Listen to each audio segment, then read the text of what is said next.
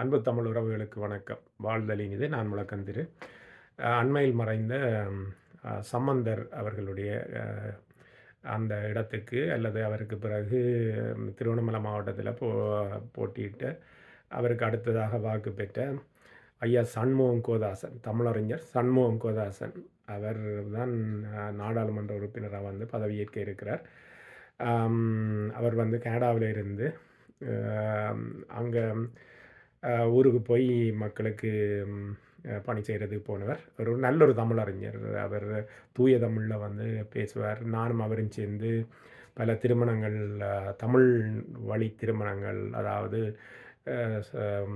வைதிக பிராமணர்கள் இன்றி தமிழ்லேயே வந்து தேவாரம் திருவாசகம் மோதி பண்டை தமிழர்கள் செய்த மாதிரி பல திருமணங்களை வந்து கனடாவில் நிகழ்த்தி வைத்திருக்கிறோம். எனது இனிய நண்பர் அவர் வந்து ஒரு நல்ல தமிழறிஞர். எனக்கும் அவருக்குமான ஒரு பெரிய தொடர்பு வந்து தமிழ் தான்.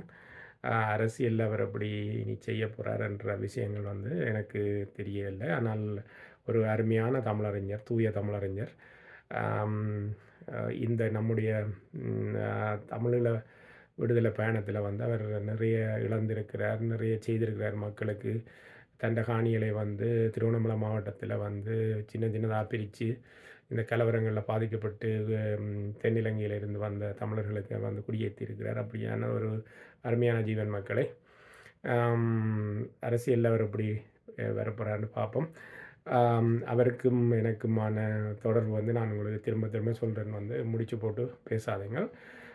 தமிழ் தான். இங்கே இருக்கும்போது அவர் ஒரு தமிழறிஞர், ஒரு இளங்கலை படிப்புக்கு விரிவுரையாளராக இருந்து நிறைய பிள்ளைகளுக்கு வந்து தூய தமிழை ஊட்டி விட்ட அந்த பெருமை வந்து சண்முகம் கோதாசனை சாரும். முதலாக இந்த செய்தியை நான் வெளியிடுறேன்னு நினைக்கிறேன் மக்களை. ஐயா அவர்கள் வந்து கனேடிய குடியுரிமையை துறந்து அங்கே ஊருக்கு போய் மக்களுக்கு அரசியல் ரீதியாக வந்து மக்களுடைய வாழ்க்கையை உயர்த்துறதுக்கு போயிருக்கிறார்.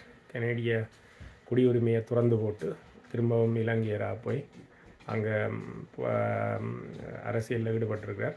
அவர் தமிழரசு கட்சியினுடைய பொதுச் செயலாளராக தெரிஞ்செடுக்கப்பட்டவர். வெளிக்குள்ளே நடைபெறுகிற ஒரு இழுவறை காரணமாக அவர் இன்னும் பதவியேற்கல. அவர் தான் அடுத்த வரப்போகிற காலங்களில் வந்து நீங்கள் அதிகமாக பார்க்க போகிற ஒரு மனிதர்.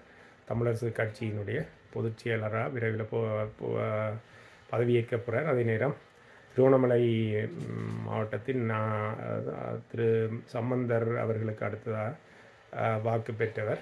போன முறை தேர்தலில் போட்டி போட்டு அவர் வந்து தான் அடுத்ததாக சம்பந்தருக்கு பதிலான அந்த வெற்றிடத்தில் நாடாளுமன்ற உறுப்பினராக பதவியேற்க இருக்கிறார். மக்களை நன்றி, வணக்கம்.